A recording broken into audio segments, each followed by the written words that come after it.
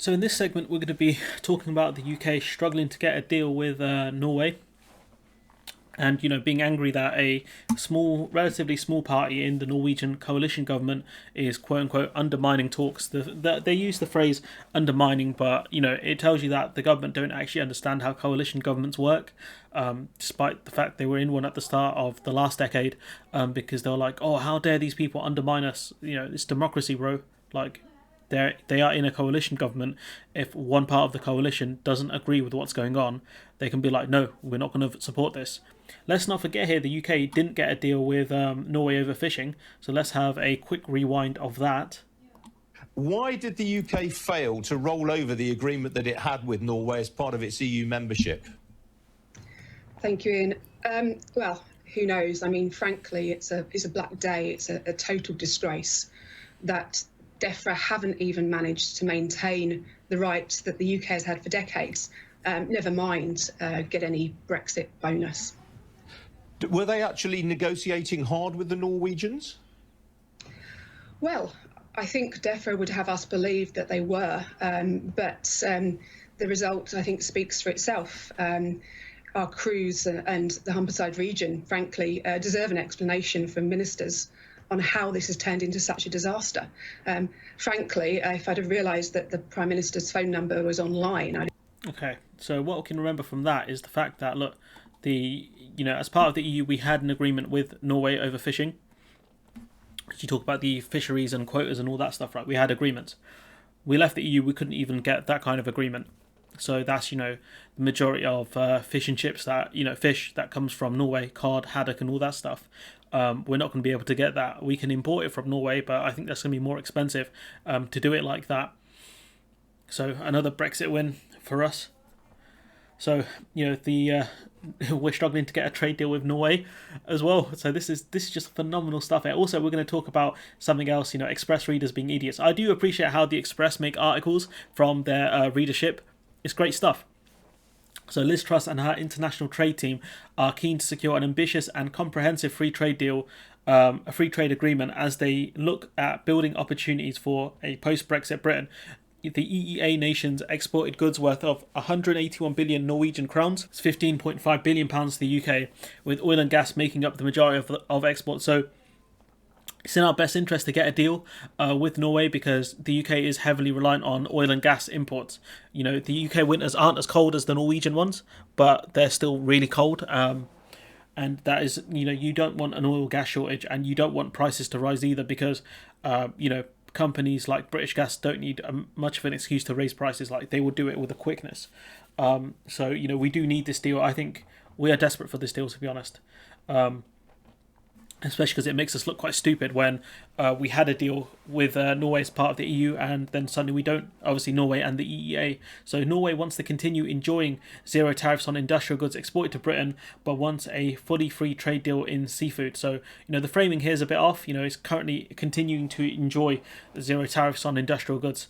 Obviously they don't want to pay tariffs and stuff. Dude, that's not a hard one to figure out. However, the Christian Democrats threatened to block any agreed trade deal due to fears many farmers in the country were out of business due to fears of being outcompeted by their British counterparts, which could happen. Not to say that Norwegian farmers are inferior or anything like that. There are advantages of geography, especially since the Norwegian winters hit quite hard and last longer than the UK winters. But if we look at this party, the Christian Democrats, right, they only have 8 seats and they're part of the coalition government. So we're going to be done in by a party with just 8 seats in the Norwegian government. That's funny. No one can deny that's funny. The Christian Democrats are one of the 3 parties in Norway's current coalition government, led by Prime Minister Erna Solberg. And I don't blame this party for doing this, because it's in the government's job to protect their country, and they're doing their best to protect the farmers of Norway. The fact that we're angry at them for making these decisions is just stupid, because they are doing what's in the best interest for their country. Liz Truss doesn't get it, because she's happy to sell out our farmers to the Australians, to the New Zealanders, to the Brazilians, to the Americans, to the Canadians.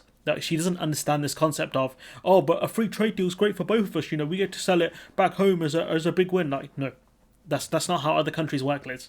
The party confirmed to the Express, this is the Christian Democrats, today, that they were considering their position on any deal. And the thing is, they know the UK are desperate, so they can get concessions out of us. That's the thing. So maybe we get a free trade agreement with Norway, but there are quotas on the amount of meat we can export to protect the Norwegian farmers. That could be the case.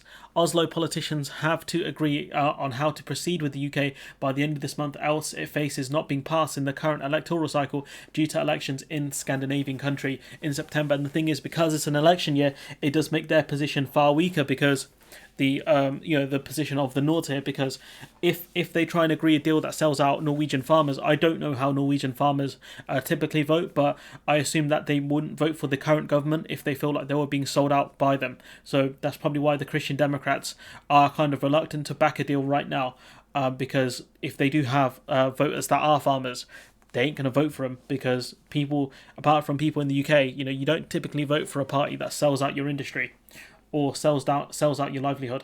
Meanwhile, British consumers will continue to enjoy popular Norwegian products such as frozen haddock. So this is talking about the deal, talking about DEFRA said any trade deal would include beef, cheese, as well as machinery and mechanical appliances to be exported. Meanwhile, British consumers can enjoy Norwegian products like frozen haddock. We do like haddock in this country. Sources close to the International Trade Secretary Truss called for Norwegian politicians to unite and work with Britain cooperatively, but stressed, talks were going smoothly. The thing is, though, they're going to ask for concessions because they might struggle to get this deal through quickly because of the fact there's an election soon. So this would be great leverage for them to say, look, you don't know who the next government's going to come in. So, if you want to get a deal over the line quickly, just agree to this stuff and we'll move on with our lives. You really don't care about what we put in the trade deal because you're just looking for optics, right? That's how I'd frame it if I was Norwegian, but they're probably far more blunt than we are. Than I was. One source said the UK is extremely concerned at any prospect of a Norway deal falling through, so this is where Norway will get its leverage. This cannot be the case at the expense of a small group of inconsiderate Norwegian politicians. I mean, this is ridiculous. Like, are you saying that you don't expect Norwegian politicians to be concerned about their domestic agricultural industry just because we're not? Like, we should be concerned about our agriculture industry. Having a strong agricultural industry in a country has many benefits. And the fact is, Norway wants to keep their agricultural industry as strong as they can. They don't want to have to compete with British farming, which there's nothing wrong with that. So this is dumb here. The framing here is very stupid, and it does tell you why these people are struggling to get trade deals with other countries, because this is the framing they're using. A second official added, all parties involved in the deal should be cooperating and backing it. The thing is, why would they back a deal that's not great for their party or for their country? They're not you, dog. Like, they actually care about their party. I don't know much about the Christian Democrats, but I'm going to assume that they care more about Norwegian agriculture than British politicians care about British agriculture. Talks are going smoothly. We can't really have any chance of them being undermined. They're not undermining them, you idiot. Like, they're trying to do what's best for their country. Like, I know you don't understand that because you guys are a bunch of fake patriots, but clearly maybe it's about time you understood that. Maybe politicians in other countries are concerned about losing voters, especially since this party didn't win that many votes. They only got about 4.2% of the vote, so if they lose any more of that, they would struggle to keep the seats that they actually have. Like, how dumb are these people? The agreement is being negotiated together with the EEA, EFTA, European Free Trade Association member states, including Iceland and Liechtenstein. A temporary rollover agreement was signed in December and ensured 95% of goods trade with Norway remain tariff-free. Without the agreement, duties on UK imports from Norway and Iceland could have increased by an estimated £65 million under the World Trade Arrangement. So, all those people saying we should go to World Trade rules and stuff like that, that's £65 million extra we would have to pay in things like tariffs, and it's the consumer that typically pays for this. So you're talking about an increase in gas and oil prices and fish prices as well, any kind of imports, especially since we're going to be importing more haddock and cod from Norway because we've lost our fishing agreement. So come on, like, how are you people this stupid, man? Honestly, like, Norway are doing what's in their best interest for their country. They're not selling out their farmers. They're not selling out their fishermen. Like, British politicians don't understand that because they're obsessed with optics. They don't understand anything else. Last night, Norway's Trade Minister Iselin Nybø, I'm sorry, I don't know how to pronounce that, added that Great Britain is also a central trading partner and indicated a deal would be needed to be agreed quickly. predominantly because there is going to be an election cycle coming soon, and they're going to want to get this deal done because that will look good for their electorate as well, for their vote, for the to get votes. But at the same time, if they sell out industries within Norway, how are they going to look when they go to the polls this year?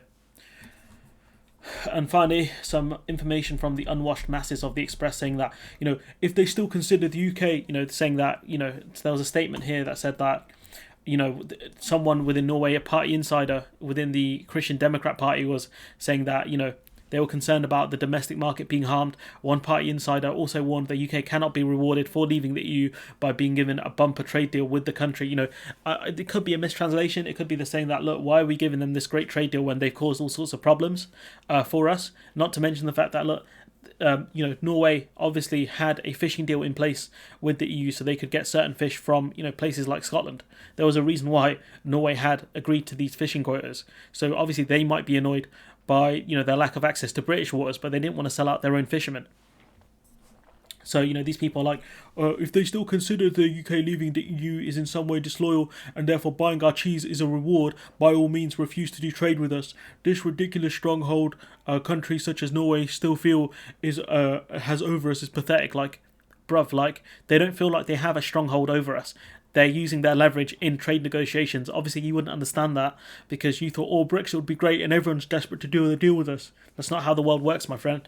A second said, we can do well without trading with 5.5 million people, but Norway will lose out on trade with 66 million people. That's funny because people in the referendum made that point that, look, the EU will lose out on trade with 66 million people, but we would lose trade with 500 million plus people. But what if Norway say that, they need us more than we need them, they need our gas and oil, etc. to heat their homes. We don't need their, their meats and stuff. We already have domestic production. We can already buy from other EU countries. These are arguments that, Norway could have made. Do you see my frustration here, people? These people are so dumb and uneducated, it's unreal. And the simple fact is Liz Truss doesn't get it.